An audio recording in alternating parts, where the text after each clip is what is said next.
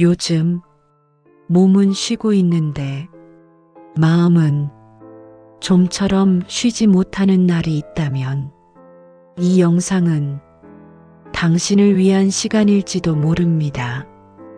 아무것도 하지 않고 있는데도 괜히 마음이 불편하고 이렇게 가만히 있어도 되는 건지 스스로에게 묻게 되는 순간들, 누가 뭐라고 한 것도 아닌데 괜히 마음 한구석이 조급해질 때가 있습니다. 이 영상은 당신을 더 열심히 살게 만들기 위한 영상이 아닙니다. 쉼을 더 잘 활용하라는 조언도 하지 않겠습니다. 그저 왜 쉬고 있는데도 마음이 불안해지는지 그 마음의 흐름을 차분히 따라가 보려 합니다. 지금 이 시간만큼은 무언가를 고치려 하지 않아도 괜찮습니다. 그저 지금의 상태를 있는 그대로 바라보는 것으로 충분합니다. 1. 쉬고 있는데도 마음이 편하지 않은 이유. 우리는 쉰다는 말을 들으면 자연스럽게 편안함을 떠올립니다. 하지만 실제 삶에서는 쉬고 있는데도 마음이 편하지 않은 경우가 많습니다. 소파에 앉아 있어도, 침대에 누워 있어도, 아무 일정이 없어도 마음은 계속 무언가를 요구합니다. 이럴 때 우리는 이렇게 생각하기 쉽습니다. 내가 너무 게을러진 건 아닐까? 이 나이에 이렇게 쉬어도 되나? 이렇게 시간을 보내는 게 맞나? 하지만 이 불안은 당신이 쉼을 잘못해서 생긴 것이 아닙니다. 오히려 쉼에 익숙하지 않게 살아온 결과일 수 있습니다. 우리는 오랫동안 쉬는 시간에도 의미가 있어야 한다고 배워왔습니다. 아무것도 하지 않으면 뒤처지는 것 같고 쓸모 없어지는 것 같고 괜히 불안해지는 마음. 그래서 몸은 쉬고 있지만 마음은 여전히 무언가를 해야 할 상태에 머물러 있는 것입니다.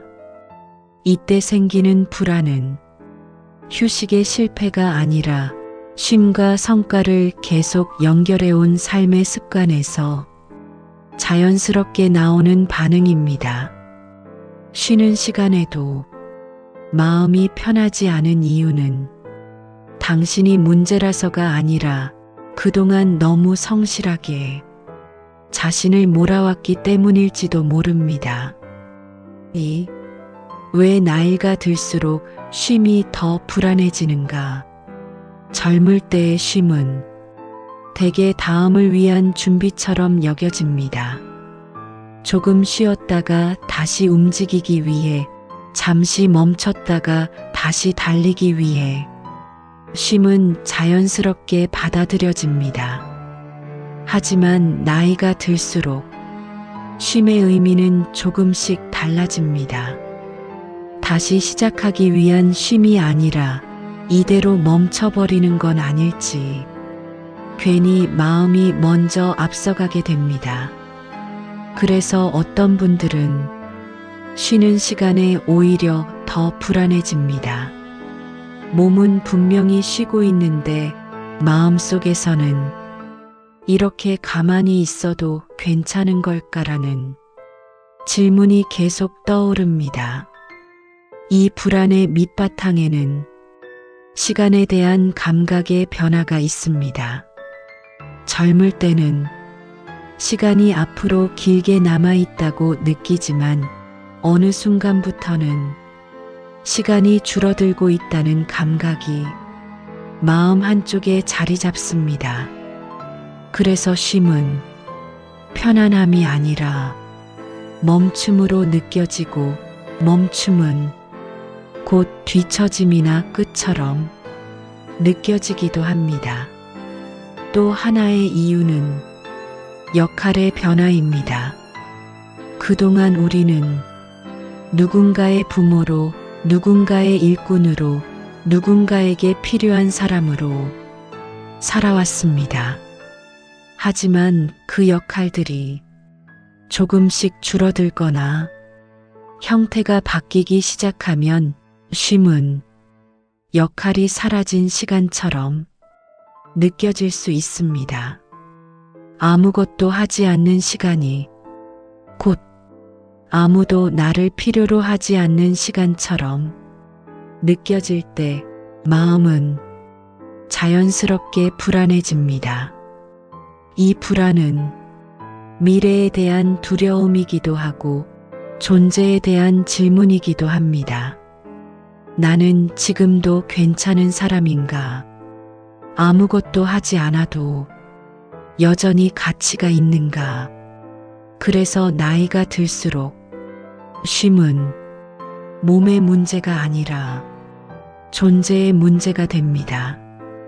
이 시기의 불안은 사라져야 할 감정이 아니라 삶의 방향이 조금 달라졌다는 신호일 수 있습니다. 이제는 무언가를 더 해내는 삶에서 존재 그 자체를 받아들이는 삶으로 옮겨가고 있다는 신호입니다. 그런데 우리는 이 변화를 배운 적이 없습니다. 어떻게 쉬어야 하는지, 어떻게 아무것도 하지 않는 시간을 견뎌야 하는지 그 누구도 차분히 알려주지 않았습니다. 그래서 쉼 앞에서 불안해지는 것은 당연한 일입니다. 익숙하지 않은 길을 처음 걷고 있기 때문입니다. 이 불안은 당신이 약해졌다는 증거가 아니라 삶의 속도가 다른 국면으로 자연스럽게 옮겨가고 있다는 하나의 신호일지도 모릅니다. 3. 아무것도 하지 않을 때 올라오는 죄책감의 정체. 아무것도 하지 않고 있을 때 마음이 가장 먼저 꺼내드는 감정은 의외로 불안이 아니라 죄책감인 경우가 많습니다. 누군가 나를 탓하지 않아도, 아무도 뭐라고 하지 않아도 마음속에서는 이미 스스로를 신문하기 시작합니다. 이렇게 쉬어도 되는 걸까? 다른 사람들은 다 바쁘게 사는 것 같은데 나는 지금 너무 느슨해진 건 아닐까? 이 죄책감은 어느 날 갑자기 생긴 감정이 아닙니다. 아주 오랫동안 조금씩 마음에 쌓여온 감정입니다. 우리는 오래도록 아무것도 하지 않는 시간은 어딘가 잘못된 시간이라고 배워왔습니다. 쉬는 시간에도 뭔가를 해야 마음이 놓였고 그마저도 쓸모 있는 쉼이어야 허락받은 느낌이 들었습니다. 그래서 아무것도 하지 않는 순간 마음은 그 공백을 견디지 못하고 죄책감이라는 감정으로 그 자리를 채워버립니다. 이 죄책감은 게으름에서 오는 것이 아닙니다. 오히려 너무 오래 성실하게 살아온 사람들에게서 더 자주 나타납니다.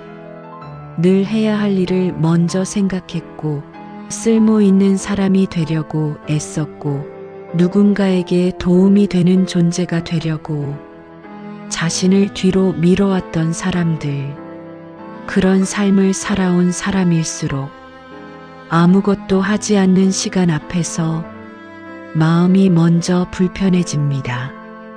죄책감은 당신이 잘못 쉬고 있다는 증거가 아니라 그동안 존재보다 역할로 살아왔다는 흔적일지도 모릅니다. 우리는 스스로에게 이런 질문을 거의 던져본 적이 없습니다. 나는 아무것도 하지 않아도 괜찮은 사람인가? 성과가 없어도 역할이 없어도 나는 여전히 존재로서 충분한가? 이 질문에 대한 준비가 되어 있지 않으면 쉼의 순간마다 마음은 자동으로 자신을 비난하는 쪽으로 기울어집니다. 그래서 죄책감이 올라올 때 그 감정을 억지로 밀어내려고 할 필요는 없습니다. 이러면 안 되지라고 다시 자신을 다그칠 필요도 없습니다. 그저 이렇게 한 번만 바라봐도 충분합니다. 아, 내가 지금 아무것도 하지 않는 시간을 아직 익숙해하지 못하고 있구나. 이렇게 알아차리는 것만으로도 죄책감은 조금씩 힘을 잃기 시작합니다. 죄책감은 당신을 벌주기 위해 나타난 감정이 아니라 이제는 다른 방식으로 살아도 된다는 전환점에 서 있다는 신호일지도 모릅니다. 아무것도 하지 않을 때 마음이 불편해진다면 그건 당신이 잘못된 사람이어서가 아니라 지금까지 너무 잘 살아왔기 때문입니다. 4. 존재하는 쉼에 대한 이야기. 우리는 보통 쉼을 이렇게 생각합니다. 지쳤으니 쉬어야 하고 회복했으니 다시 움직여야 한다고. 그래서 쉼은 항상 다음 행동을 위한 준비 단계처럼 여겨집니다. 이렇게 쉬고 나면 다시 뭔가를 할 수 있어야 비로소 쉼이 의미 있어진다고 믿어왔습니다. 하지만 이런 생각은 쉼마저도 성과의 일부로 만들어버립니다. 쉬는 시간에도 목적이 필요해지고 결과가 따라야 마음이 놓이게 됩니다. 이 지점에서 한 철학자의 생각을 잠시 빌려와도 좋을 것 같습니다. 에리히 프롬은 인간의 삶을 소유하는 삶과 존재하는 삶으로 나누어 이야기했습니다. 우리는 오랫동안 무엇을 이루었는지, 얼마나 해냈는지, 무엇을 가지고 있는지로 자신의 가치를 판단해 왔습니다. 이 방식에 익숙해지면 아무것도 하지 않는 시간은 곧 아무것도 아닌 시간이 됩니다. 그래서 쉼은 불안해지고 죄책감이 따라붙게 됩니다. 하지만 프롬이 말한 존재하는 삶에서는 가치의 기준이 달라집니다. 무엇을 했느냐가 아니라 지금 어떻게 존재하고 있느냐가 중요해집니다. 존재하는 쉼은 회복을 목표로 하지 않습니다. 다시 움직이기 위한 준비도 아닙니다. 그저 지금 이 순간에 존재하는 것 자체를 허락하는 시간입니다. 아무것도 하지 않으면서도 스스로를 증명하지 않아도 되는 시간, 쓸모를 보여주지 않아도 괜찮은 시간. 이 쉼에서는 마음이 계속해서 다음 단계를 요구하지 않습니다. 이 다음엔 뭐 하지? 라는 질문이 잠시 멈춥니다. 처음에는 이런 쉼이 어색하게 느껴질 수 있습니다. 아무것도 하지 않는 상태로 자신을 마주하는 일이 익숙하지 않기 때문입니다. 하지만 존재하는 쉼은 연습이 필요한 쉼입니다. 처음부터 편안할 필요는 없습니다. 불편함이 있어도 괜찮고 마음이 자꾸 다른 생각으로 도망가도 괜찮습니다. 그저 아무것도 하지 않는 시간 속에서 스스로를 몰아붙이지 않는 것, 그것만으로도 충분합니다. 이 쉼은 당신을 게으르게 만들지 않습니다. 오히려 오랫동안 자신을 채찍질해온 마음을 잠시 내려놓게 해줍니다. 존재하는 쉼을 조금씩 받아들이기 시작하면 쉬는 시간이 더 이상 불안의 시간이 아니라 숨을 고르는 시간이 됩니다. 그리고 어느 순간 마음이 이렇게 말할지도 모릅니다. 아, 지금 이대로도 괜찮구나. 쉼을 망치는 생각 한 가지. 쉬고 있는데도 마음이 편해지지 않을 때 그 중심에는 대개 하나의 생각이 자리하고 있습니다. 이렇게 쉬고 나면 뭔가 달라져야 한다. 이 생각은 아주 자연스럽게 들리지만 쉼을 가장 쉽게 망치는 생각이기도 합니다. 쉬는 시간이 변화를 만들어내야 하고 회복을 증명해야 하고 다시 더 잘 살아가기 위한 발판이 되어야 한다고 믿는 순간 쉼은 다시 의무가 됩니다. 그러면 마음은 쉬는 동안에도 계속 점수를 매깁니다. 오늘 쉼은 괜찮았나? 이렇게 쉬어서 도움이 됐나? 이렇게 되면 쉼은 더 이상 마음을 내려놓는 시간이 아니라 조용한 평가의 시간이 됩니다. 하지만 쉼은 결과를 남기지 않아도 괜찮습니다. 아무 변화가 없어도 괜찮고 아무 깨달음이 없어도 괜찮습니다.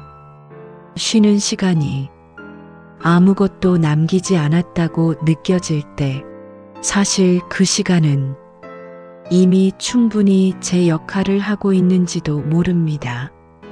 쉼은 무언가를 더 얻기 위한 시간이 아니라 이미 충분히 살아온 자신에게 잠시 아무 요구도 하지 않는 시간입니다. 이 한 가지 생각만 조금 내려놓아도 쉼은 훨씬 가벼워집니다.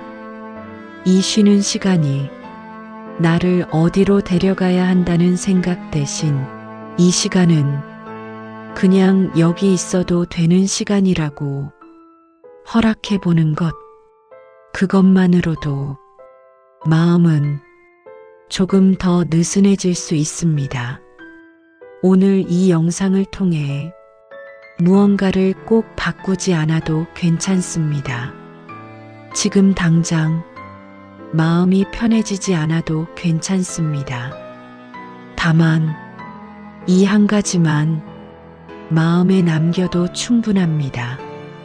쉬고 있는데도 불안해지는 것은 당신이 잘못 살아왔다는 증거가 아니라 너무 오래 성실하게 살아왔다는 흔적일 수 있다는 것.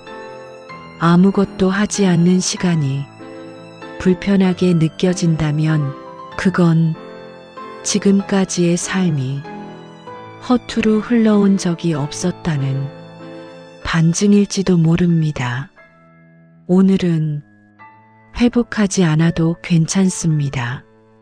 내일을 위해 준비하지 않아도 괜찮습니다. 그저 지금 이 순간에 존재하고 있다는 것만으로 충분합니다. 이 영상이 끝난 뒤에도 바로 일어나지 않아도 괜찮습니다. 잠시 더 이 자리에 머물러도 괜찮습니다. 아무것도 하지 않는 시간 속에서도 당신은 이미 잘 살아오고 있습니다. 오늘도 여기까지 와주셔서 고맙습니다.